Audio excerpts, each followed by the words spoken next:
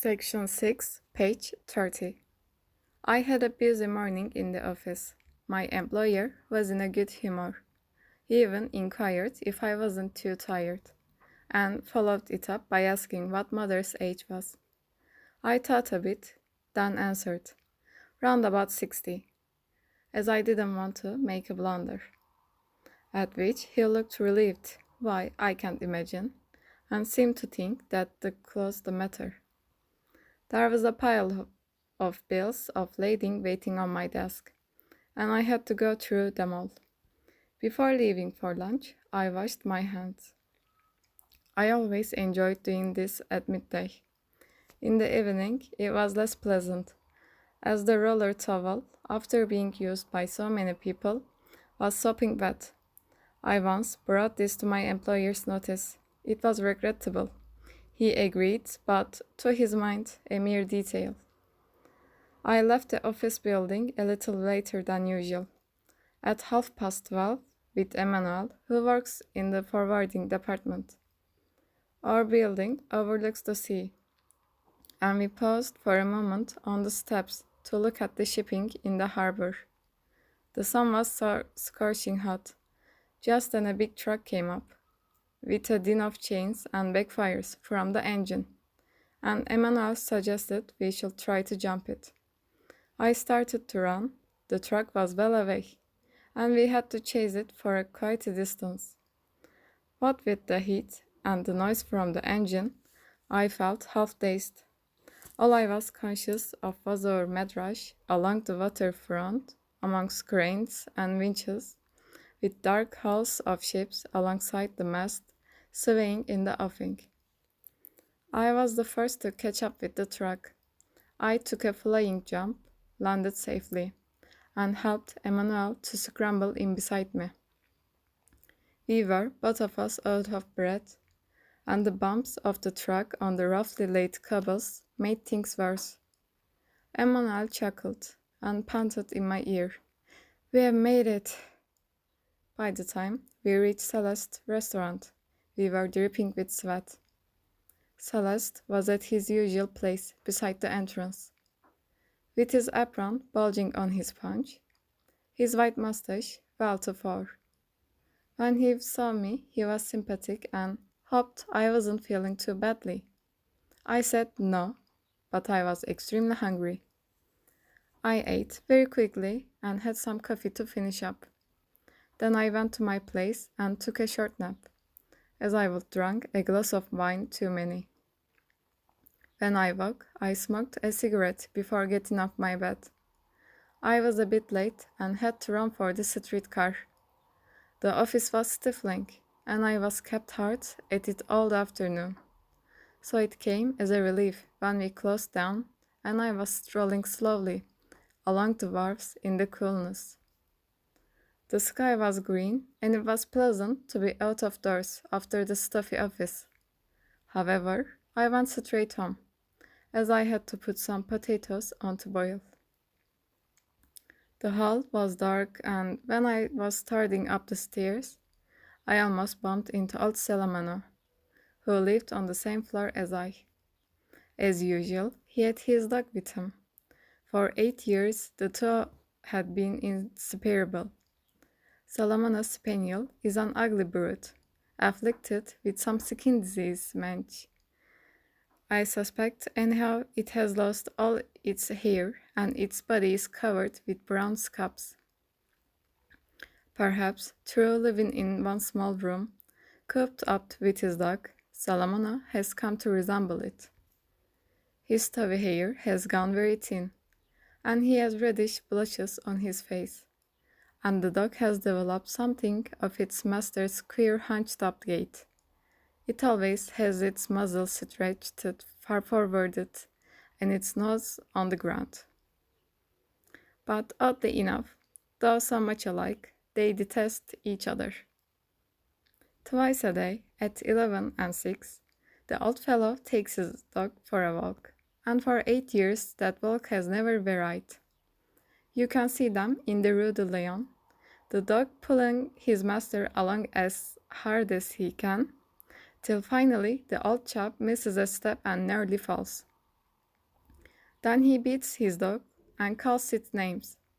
The dog covers and lags behind, and it's his master's turn to drag him along. Presently, the dog forgets, starts tugging at the leash again, gets another hiding and more abuse. Then they halt on the pavement, the pair of them, and glare at each other, the dog with terror and the man with hatred in his eyes. Every time they are out, this happens. When the dog wants to stop at the lamppost, the old boy won't let him, and drags him on, and the wretched spaniel leaves behind him a trail of little drops. But if he does it in the room, it means another hiding. It's been going on like this for 8 years, and Celeste always says it's a crying shame, and something should be done about it. But really, one can't be sure. When I met him in the hall, Solomona was bawling at his dog, calling him a bastard, a lazy mongrel, and so forth. And the dog was whining. I said, "Good evening," but the old fellow took no notice and went on cursing. So I thought I would ask him what the dog had done. Again, he didn't answer, but went on shouting, "You bloody cur," and the rest of it. I couldn't see very clearly, but he seemed to be fixing something on the dog's collar. I raised my voice a little. Without looking round, he mumbled in a sort of suppressed fury, "He is always in the way, blast him." Then he started up the stairs, but the dog tried to resist and flattened itself out on the floor. So he had to hold it up on the leash, step by step. Just then another man, who lives on my floor, came in from the street. The general idea hereabouts is that he's a pimp. But if you ask him what his job is, he says he's a warehouseman. One thing's sure, he isn't popular in our street. Still, he often has a word for me, and drops in sometimes for a short talk in my room, because I listen to him. As a matter of fact, I find what he says quite interesting. So really, I have no reason for freezing him off. His name is Sintes, Raymond Sintes. He's short and thick-set, has a nose like a boxer's, and always dressed very superbly. He, too, once said to me, referring to Salamano, that it was a damned shame, and asked me if I wasn't disgusted by the way the old man served his dog. I answered no. We went up the stairs together, Sintes and I, and when I was turning in at my door, he said, "Look here, how about having some grub with me? I have a black pudding and some wine." It struck me that this would save my having to cook my dinner, so I said, "Thanks very much." He too has only one room, and a little kitchen without a window.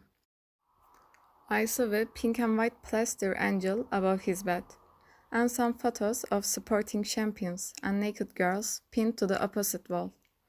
The bed hadn't been made and the room was dirty. He began by lighting a paraffin lamp, then fumbled in his pocket and produced a rather grimy bandage, which he wrapped round his right hand. I asked him what the trouble was. He told me he would been having a row-house with a fellow who would annoy him.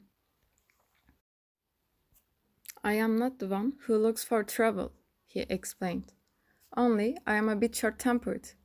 That fellow said to me, challenging like, 'Come down off the streetcar if you're a man.' I says, 'You keep quiet, I ain't done nothing to you.' Then he said I hadn't any guts. Well, that settled it. I got down off the streetcar and I said to him, 'You better keep your mouth shut, or I will shut it for you.' 'I will like to see you try,' says he. Then I gave him one across the face, and laid him out good and proper. After a bit, I started to help him get up, but all he did was to kick at me from where he lay. So I gave him one with my knee and a couple more swipes. He was bleeding like a pig when I had done with him. I asked him if he had had enough, and he said yes. Sintes was busy fixing his bandage while he talked, and I was sitting on the bed. So you see, he said, it wasn't my fault. He was asking for it, wasn't he? I nodded, and he added, as a matter of fact, I rather want to ask your advice about something. It's connected with this business. You have knocked about the world a bit, and I dare say you can help me. And then I will be your pal for life. I never forget anyone who does me a good turn. When I made no comment, he asked me if I would like us to be pals. I replied that I had no objection, and that appeared to satisfy him. He got out the black pudding, cooked it in a frying pan, then laid the table, putting out 2 bottles of wine. While he was doing this, he didn't speak. We started dinner, and then he began telling me the whole story, hesitating a bit at first. There is a girl behind it, as usual. We slept together pretty regular. I was keeping her, as a matter of fact, and she cost me a tidy sum. That fellow I knocked down is her brother. Noticing that I said nothing, he added that he knew what the neighbors said about him, but it was a filthy lie. He had his principles like everybody else, and a job in a warehouse. Well, he said, to go on with my story, I found out one day that she was letting me down. He gave her enough money to keep her going, without extravagance, though he paid the rent of her room and 20 francs a day for food, 300 francs for rent, and 600 for her grub, with a little present thrown in now and then, a pair of stockings or whatnot. Say 1,000 francs a month.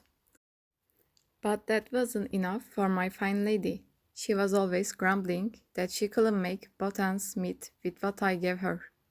So one day I says to her, look here, why not get a job for a few hours a day? That will make things easier for me too. I bought you a new dress this month. I pay your rent and give you 20 francs a day. But you go and waste your money at the cafe with a pack of girls. You give them coffee and sugar. And, of course, the money comes out of my pocket. I treat you on the scare, and that's how you pay me back. But she wouldn't hear of working, though she kept on saying she couldn't make do with what I gave her. And then, one day, I found out she was doing me dirt. End of the section, page 33.